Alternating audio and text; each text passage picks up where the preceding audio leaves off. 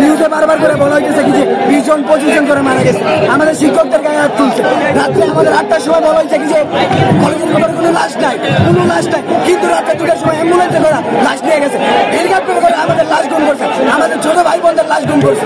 এই নিউজটা দয়া করে সবাই একটু সত্যি যে নিউজটা এটা একটু বোঝেন। আর এই লাশের রাজনীতি চলবে না, আমরা কেউ মানবো না এই লাশের রাজনীতি। দরকার আমার যুদ্ধ করবো, কিন্তু এই লাশের রাজনীতি আমরা মানবো না। আসলে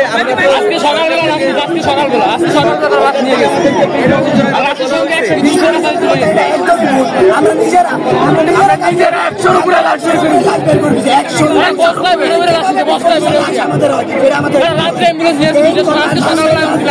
100 চলবে না।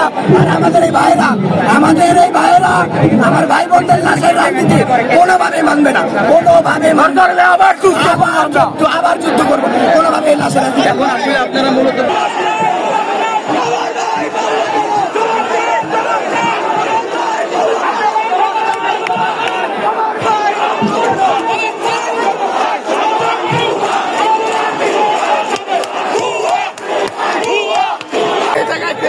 ভাই ওই যারা ছিল ভাই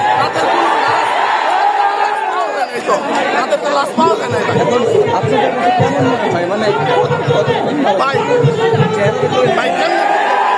মিনিমাম ভাই 1 থেকে 150 লোক মারা গেছে, ভাই 1 থেকে 150 পোলাপাইন মারা গেছে।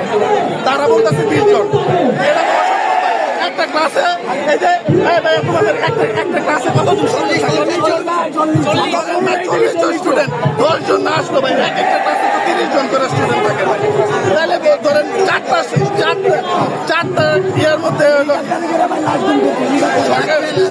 প্রথম এখানে ক্র্যাশ হওয়ার পরে যখন হেলিকপ্টার আসছে তখন কি আপনারা তো ছিলেন না? আপনারা কি ছিলেন? আপনারা এই হেলিকপ্টার দিয়ে যে লাশগুলো নিয়ে গেছে ওই লাশগুলা কোথায়? ওই লাশগুলা কোথায়? ওই সেনাবাহিনী দিয়ে সেই লাশগুলা কি তাদের মা বাবার কাছে হস্তক্ষেপ করবে না?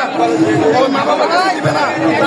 তারা এই জায়গায় হাসিনা যেভাবে লাশ গুম করার পরিকল্পনা করে গেছিল, তারা এখন এই উপদেষ্টা যারা আছে এখন এই দেশে যারা দেশ চালাইতেছে তারা ওই হাসিনার দোষর হয়ে এই দেশ চালাইতেছে।